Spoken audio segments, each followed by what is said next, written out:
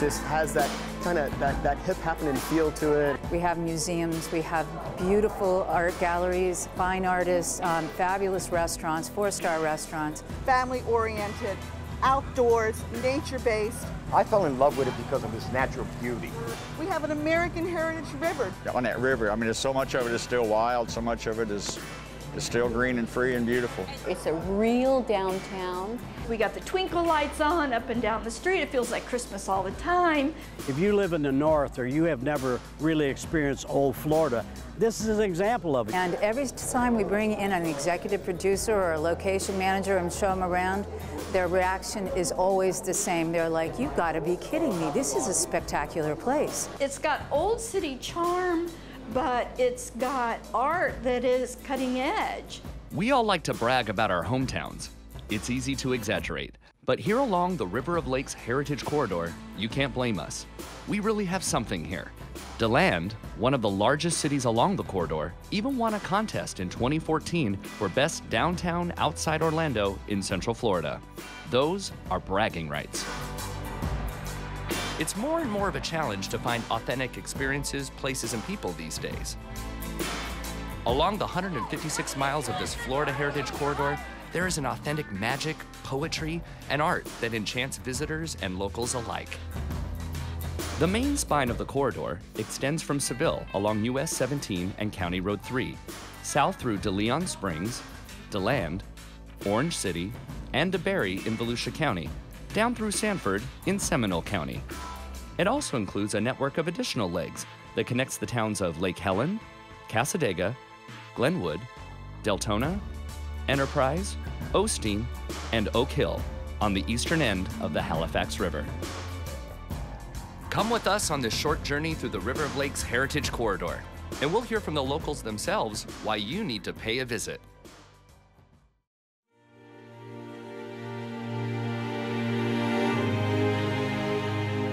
It all starts with the river.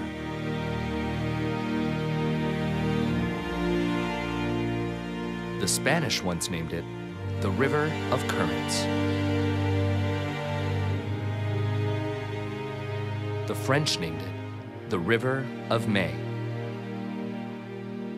But long before that, the Native Americans who lived here, the Timucuans, called it Huilaca, meaning River of Lakes, what we now know as the St. Johns River, one of 14 American heritage rivers in the United States.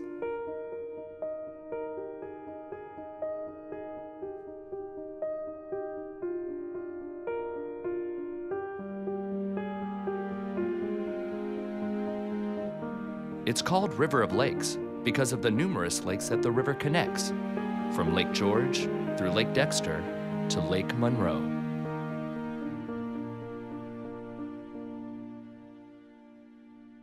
Maybe it started with Ponce de Leon searching for the Fountain of Youth in Florida in the 1500s.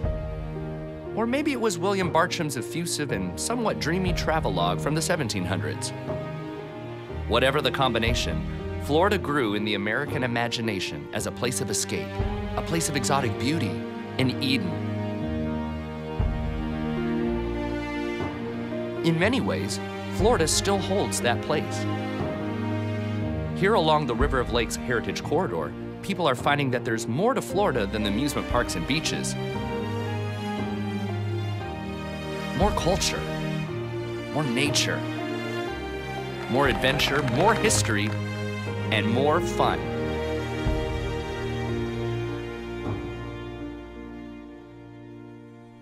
People are often surprised to hear that Sanford and DeLand have become havens for artists who fuel the colorful downtown galleries, museums, theatrical venues, and festivals.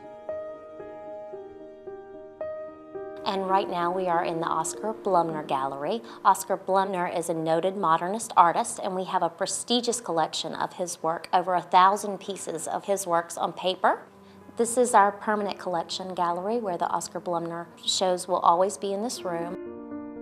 The Gillespie has been on the university campus for now 55 years. It began with a magnificent mineral collection given to the university by T.B. and Nellie Gillespie. a 20,000 specimen collection of truly interesting and some extremely fine mineral specimens. So ours is one of the most significant collections of minerals in the southeast United States. Here tonight we have Jill Kennedy, over 200 works of art. It's the biggest in the museum's history and 9 galleries that we have here. Recently we had Dwayne Hansen, Richard Siegelman, and coming up this summer, Stephen Althaus, photography, as well as John Mellencamp. It's just exciting to have him come to Little DeLand. I'm Cherie Dacko, and we're here during the Sanford monthly art walk, right in front of Gallery on First and Jeanine Taylor Folk Art, part of the cultural corridor that they call it here in Sanford. Today, Gallery on First and Jeanine Taylor Folk Art, their sister galleries, are considered an anchor here in Sanford. My name's Jeanine Taylor, and I'm the owner of Jeanine Taylor Folk Art in Sanford, and I manage Gallery on First, which is a group of studio artists. Jeanine Taylor Folk Art is 17 years old. It's a selling gallery. And so artists are pleased with, if they put the time in and they're here talking with customers, it becomes kind of a destination. Hi, I'm Brian Casey. We're here in downtown Sanford at the Sanford Art Walk. We have the Art Walk on the 4th Friday of every month. We have a wonderful juried art show. We rotate a new show through every month to coordinate with the Art Walk. And we're always happy to have new organizations. Some months are open themed for various different artists, and I just love the arts feel in downtown Sanford. It's fantastic. It really is truly, you know, one of the arts corridors of Central Florida. The theater was originally opened in January of 1922 as a vaudeville theater. We have been bringing more and more different acts into the theater, so that now almost every weekend we have something different to offer.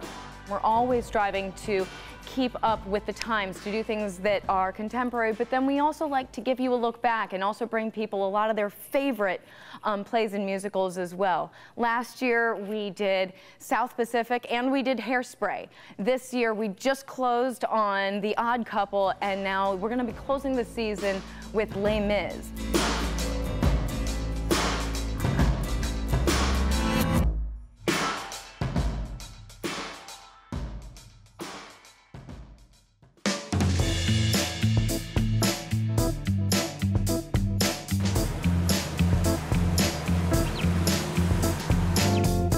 Hi, I'm Lance Cook, Wildlife Refuge Manager here at Lake Woodruff National Wildlife Refuge. The refuge is unique in that it protects the largest complex of freshwater marsh habitats in this part of Florida. We've got 232 species of migratory birds. We have recreational opportunities such as hiking, bicycling, boating, canoeing and kayaking are very popular. We've got 50 miles of waterways on the refuge that can be visited by watercraft. Some of the wildlife species that can be seen include sandhill cranes, a variety of alligators, turtles, and wading birds, lots of different cranes, egrets, ibises. It's a great place to see limpkins, which are usually hard to view, pretty cryptic birds. It's a particularly important place for the West Indian manatee because we're located just south of DeLeon Springs, and the water temperature is a consistent 72 degrees there. The variety of habitats and the changes with just a foot of elevation can make a staggering amount of difference in the wildlife that use those habitats. You can see more wildlife in a visit to Lake Woodruff National Wildlife Refuge oftentimes than you can in an entire day visiting a place like Grand Canyon National Park. My name is Jeanne Bell. I'm a licensed master mariner. I hold a 100-ton license, and I drive a tour boat on the St. Johns River, which I absolutely love. Yeah, alligators prefer their food bite-sized, so a lot of times when they get something really big like this, alligators feed by it snap, chomp, and swallow whole, okay? They can't chew their food. I've been doing it, about 11 years. It's quite magical, even after all this time. I love taking people on board and watching their eyes open and seeing the wildlife that's suddenly around them that they hadn't noticed before. they're charmed by it. There are a number of pontoon boat tours available along the corridor, including one at DeLeon Springs State Park. While we can't guarantee any anti-aging results from the Fountain of Youth tour, we're pretty sure you'll alleviate some stress. Also at DeLeon Springs State Park, you'll find one of the area's major springs, DeLeon Springs, which pumps crystal clear water from underground to feed the St. Johns River. This is a popular place for families. The large spring area is a favorite for swimming, scuba diving, and snorkeling. And the river is good for fishing, canoeing, and pontooning. There's a museum here, playground, picnic tables, and the old Spanish sugar mill, where you get to make your own pancakes at the table.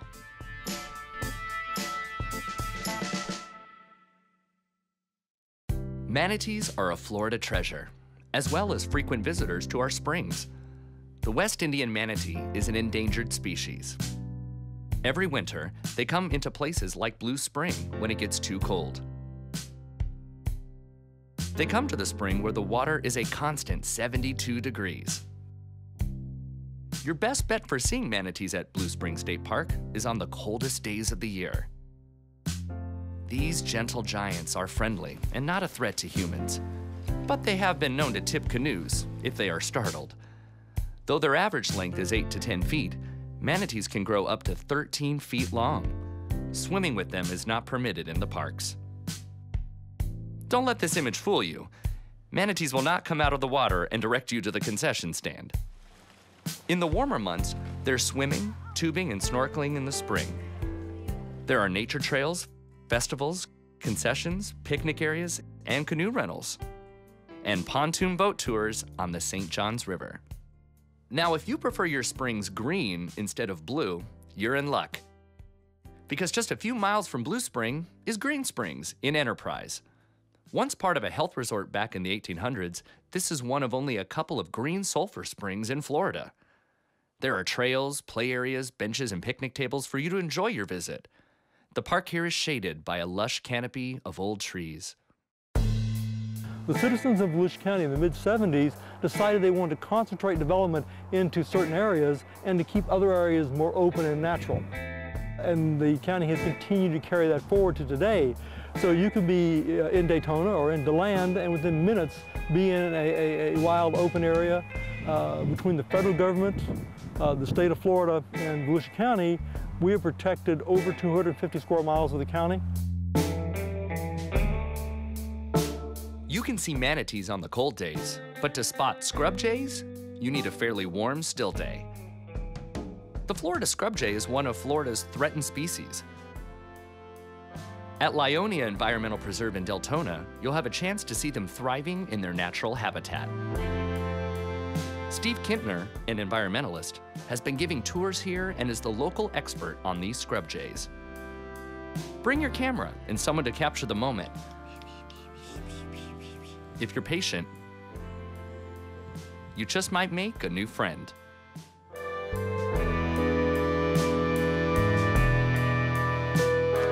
So it's been a lifelong dream of mine to protect these lakes, rivers, and the corridor entirely for the benefit of future people. I want them to be able to park at marker 87 in the river and watch the alligators go by and still catch a few bass and have a good dinner. The Heritage Corridor crosses the Florida Black Bear Scenic Byway north of DeLeon Springs on State Road 40 in Barberville, which is appropriate since this is a place along the corridor where you might spot another of Florida's unique species, the Florida black bear.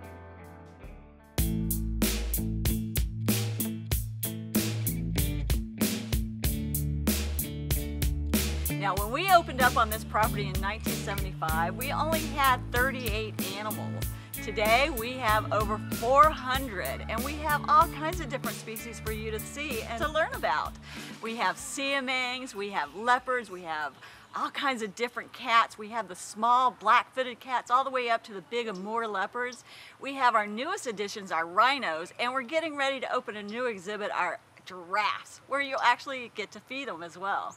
So when you come out, especially on the weekends, you might encounter a docent out in the park with one of our education animals. That's just a way for us to be up close and personal and give you an experience with the animals.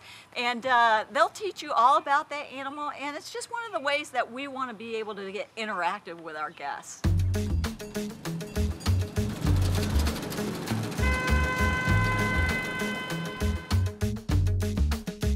Welcome to the Reptile Discovery Center. My name is Mara and this is Carter.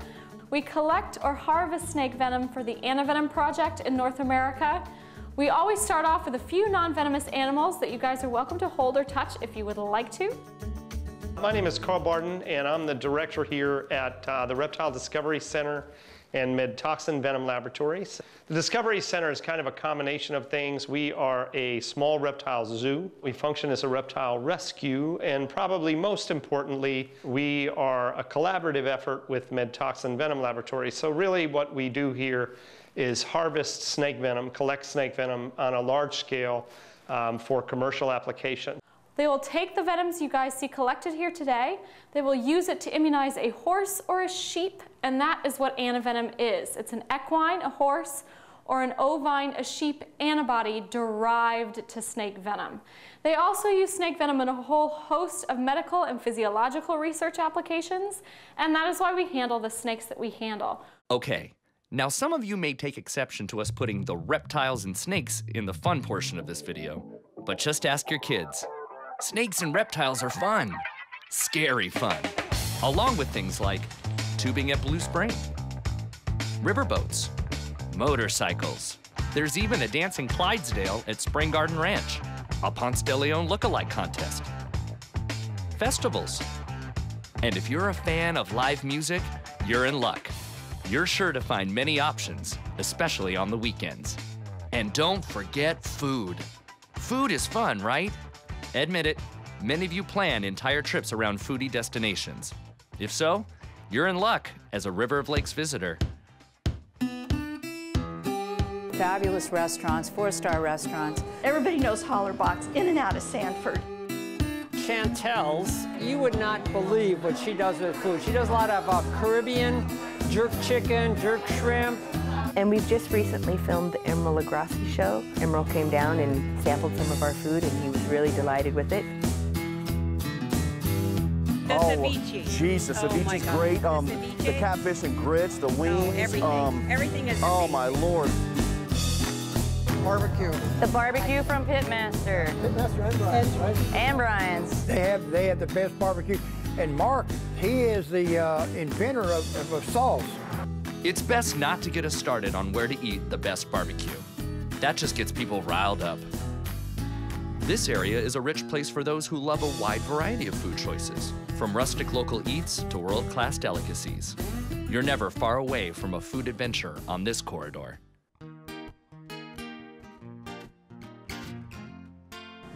As we've gotten to this year, it's now 1863.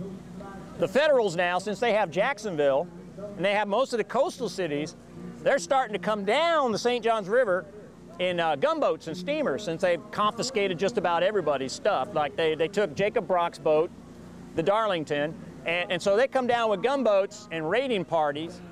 Right now we're in Enterprise, which during the war was the county seat of Volusia County. It was a major hub, both because it sat right on the St. Johns River and it had good access to the interior. There were hundreds and thousands of cattle out in the central part of the state that were rounded up and driven to market. Florida's most important contribution to the war were men and cattle. So many people don't even realize Florida was in the Confederacy.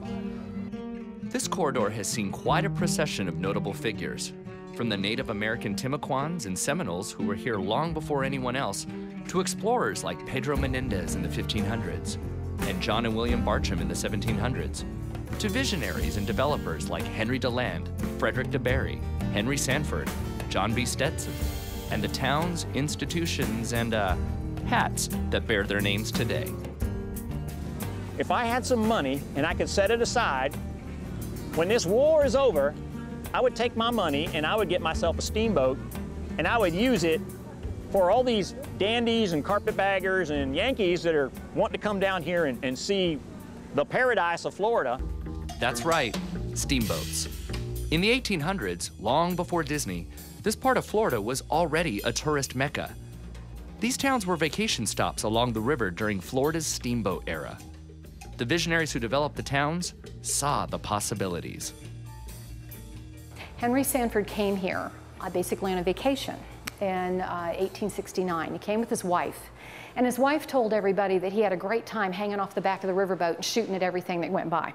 But he came to see what the prospects were here in Florida. Now, many people like Sanford came to Florida right after the Civil War because the federal government was pouring money and control into the South, and it opened up the way for a lot of northern investors to come in.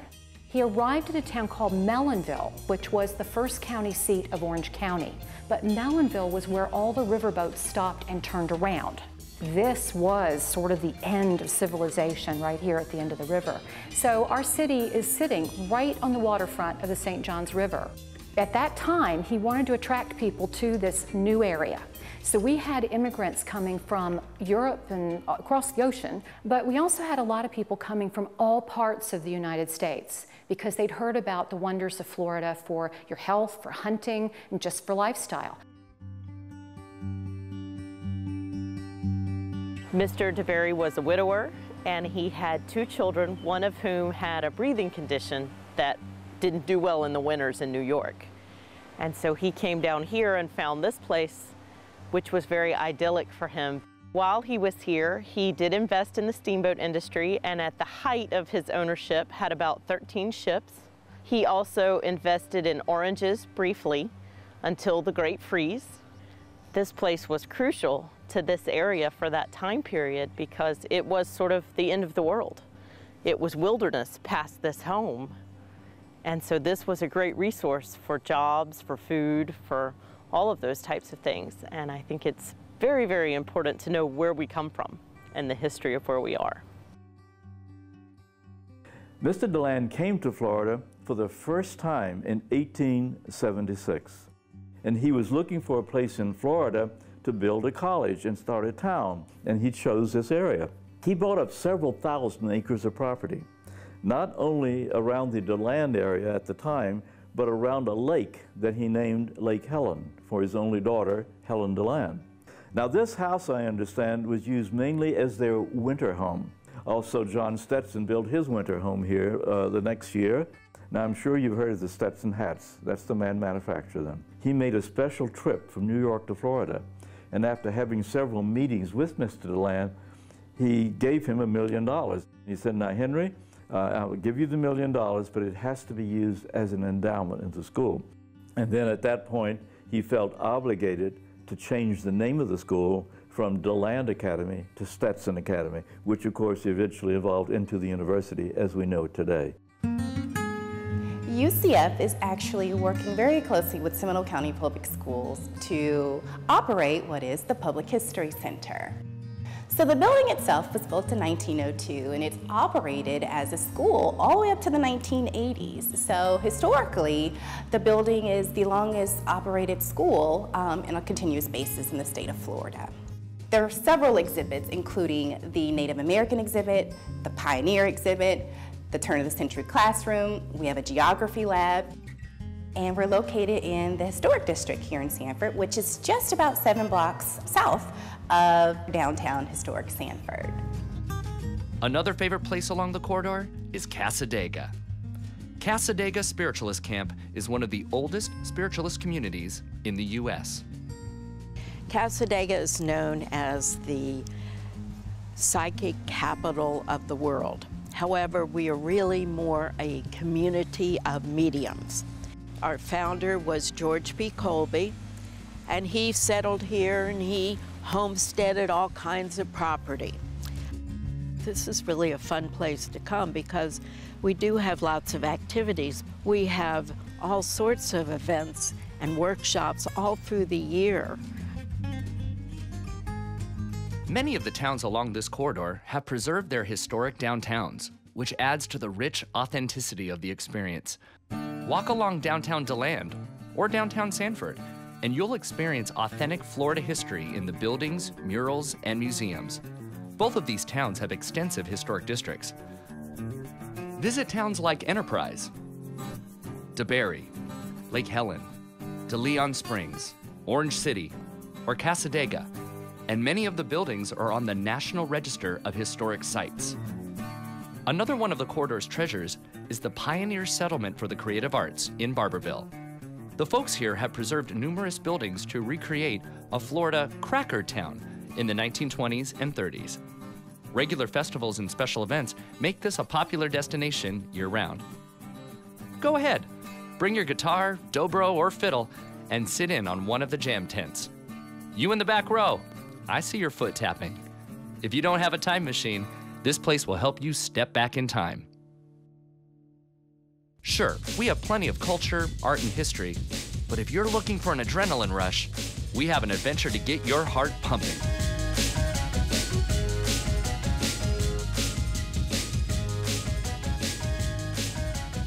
No, this is not a new dance, and this is not yoga on wheels.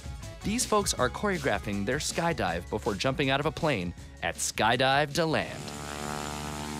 This is home of tandem jumping. A lot of people don't realize, but this is where tandem skydiving, its origins are, right here in DELAND. The very first tandems were made, and all the equipment that's developed over decades, it's made just around the corner from here. Over a span of 3 or 4 decades, we've had teams from this drop zone representing the USA at world-level competitions and winning world championships.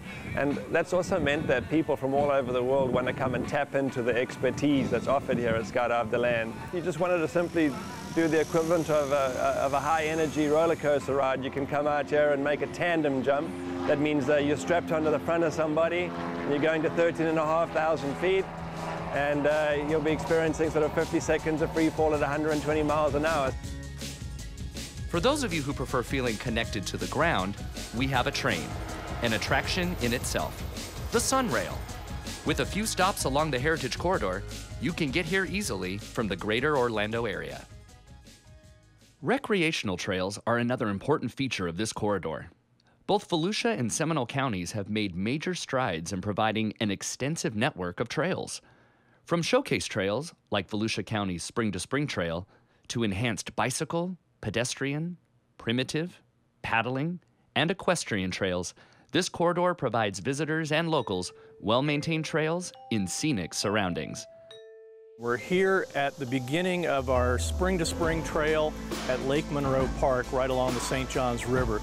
This beautiful boardwalk connects up to a 12-foot wide paved trail that runs east over to Green Springs, where it connects to the East Central Regional Rail Trail. Many people, when they go on vacation, they bring their bikes or they plan to hike, and so this is really an asset to bring tourists into our community. And our goal is to provide facilities and services and opportunities and resources for people here in Volusia County and visitors to our county to get out, get some exercise, have fun with their families, and enjoy themselves. And this trail system is also important on a statewide level because it is part of the coast-to-coast connector trail system. So eventually, when that entire system is completed, you'll be able to ride from the Gulf of Mexico all the way over to the Atlantic Ocean to Edgewater here in Volusia County, and eventually down to Titusville in Brevard County. There's so much more to Florida than what people can get from the typical tourist destinations and from a cursory glance along the interstate. If you live in Florida or are visiting, you owe it to yourself and your family to have an authentic Florida experience here along the River of Lakes Heritage Corridor. Come experience more culture, art, nature, history, fun, and adventure. The people who live here are fiercely protective of their heritage and their history.